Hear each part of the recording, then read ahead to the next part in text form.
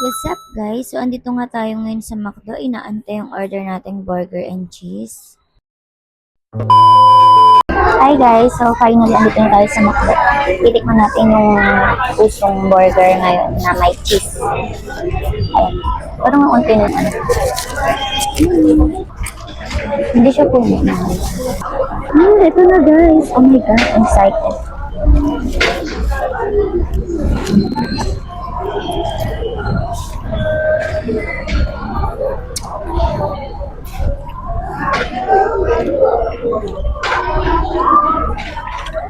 Maalat. Ha? Malat? Pero sakto lang.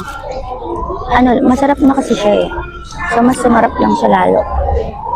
Dahil saan? Sa cheese. Pero masarap. Tumigam ka na, mahal. Tara dito. Lumapit ka.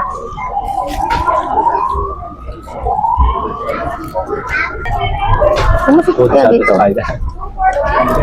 Mahal, usok ka dito.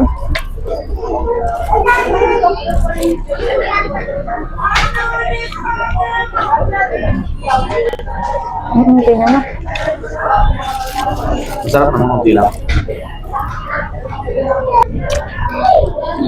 Yung napanood kong video, yung sa isang vlogger.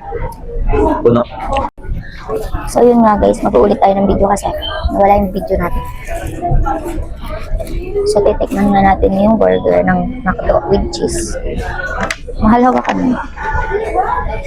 I-review lang natin kung anong lasa.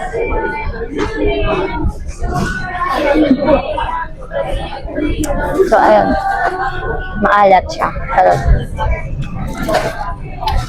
Masarap naman siya. Kaya lang problema. Nasa kanyang sintahan. Kung For satisfied ano ba lang? sila. para sa aming ano, opinion. Kung Sa, i-rate mo ng 1 to 10, anong rate? ano, siguro 8 kasi masarap yung burger talaga. Yung cheese kasi, dagdag umay lang siya. Kasi nga sobrang tamis. So ayun nga, ayun lang, masarap. Kasi yung burger matagal mo lang masarap.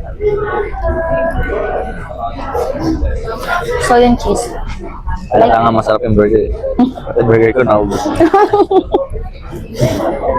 nag-ulit kasi yung video guys, hindi siya na-save. So ayun nga, para sa amin, bumili na lang kayo ng cheese whiz. Charot. Basta masarap naman, nakakaumay lang talaga. Yun yung pinaka, ano namin, sa burger with cheese. Nakakaumay yung cheese sa burger. So, ayun nga guys, magbo-voice over na lang ako para maintindihan nyo. Ang pinaka-review nga natin dito sa burger with cheese. Yes, masarap naman talaga yung burger simula pa noon. Yung cheese kasi nakakaumay. Pero depende pa rin sa inyo.